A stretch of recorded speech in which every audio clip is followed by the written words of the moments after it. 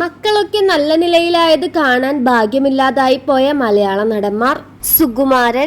നടനായ സുകുമാരൻ മരിച്ചതിനു ശേഷമാണ് മക്കളായ ഇന്ദ്രജിത്ത് സുകുമാരനും പൃഥ്വിരാജ് സുകുമാരനും വലിയ നടന്മാരായി മാറുന്നത്. പൃഥ്വിരാജ് സൂപ്പർ സ്റ്റാർ ആകുന്നതും വലിയൊരു ഡയറക്ടറായി മാറുന്നതും.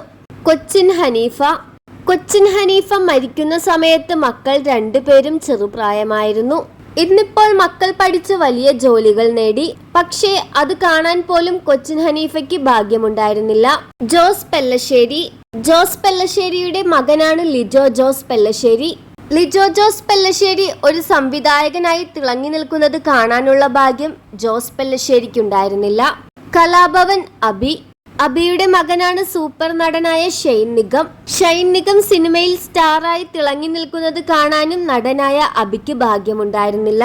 കുതിരവട്ടം പപ്പുവിന്റെ മകനാണ് ബിനു പപ്പു ഒരു നടനാണ്. ബിനു പപ്പു സിനിമയിൽ തിളങ്ങി നിൽക്കുന്നത് കാണാനും പപ്പുവിന് ഭാഗ്യമില്ലാതായി പോയി. ആലുംമൂടന്റെ മകനാണ് ബോബൻ ആലുംമൂടൻ. അദ്വൈതം എന്ന സിനിമയുടെ ഷൂട്ടിങ്ങിനിടയിലാണ് മോഹൻലാലിന്റെ കാൽക്കൽ കുഴഞ്ഞു വീണുകൊണ്ടാണ് ആലുംമൂടൻ മരണപ്പെടുന്നത്.